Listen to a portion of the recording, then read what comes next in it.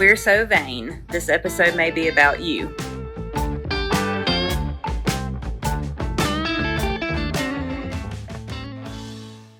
Welcome to our second episode of We're So Vain.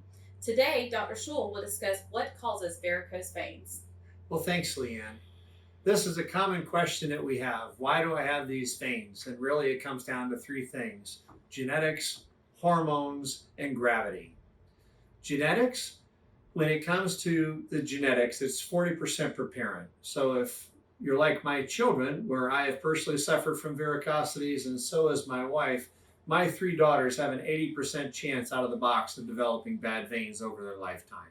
But it's 40% per parent when you think about genetics. Can it skip a generation? The answer is yes, but think of the just straightforward, you can't outrun your genes. And so if you got a genetic predisposition, you're at higher risk. Hormones. Sorry, ladies, but we see 3.5 women to every male patient, largely because of hormonal influences. When you look at the effects of pregnancy, it's actually more striking, where the first pregnancy gives a risk of developing varicosities of 12 to 13%, the second about 25%, the third nearly 65%, and then the fourth and beyond is 80+%. So the effects of pregnancy and the hormonal influences, both estrogens and progesterones, all have a role in developing venous pathology and or blood clots. Then the last one I said was gravity, and that's right. From the day we start to walk, we're exposed to a column of blood between our heart and our ankle.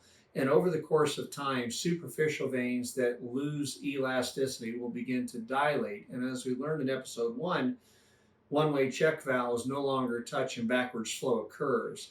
It's felt that jobs that involve a lot of standing and or sitting are equally a problem. And again, it's because of that column of blood between the heart and the ankle. So we get a cumulative gravity exposure over the course of our lifetime, and we can't escape that. And so when we look at the things that trigger bad veins, genetics, hormones, and gravity, this is a chronic disorder, just like diabetes or high blood pressure, except that you do not always need to have a treatment every month or take a pill every day. Listen, we'll be looking forward to talking to you in episode 3 about vein symptoms and what we believe causes vein symptoms. Thank you.